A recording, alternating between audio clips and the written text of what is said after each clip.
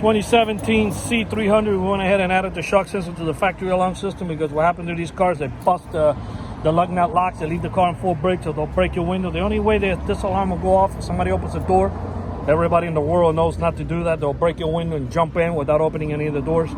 So he didn't want to install an alarm and have to carry another remote control, because that will defeat the whole purpose of that keyless to go and the beauty of having this in your pocket and just getting inside the car and pressing the button and driving. So the shock sensor add-on, it's like installing an aftermarket alarm without having to do that. It just adds on to an existing factory alarm system. I'm gonna go ahead and bang in the tire and that will set off the alarm. Shut it off by hitting unlock in the remote. Okay, I'm gonna go ahead and rearm it.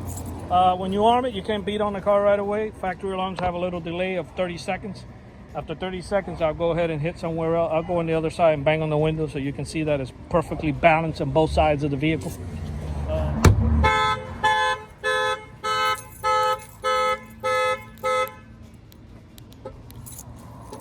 All right, so yeah, this is a must add-on.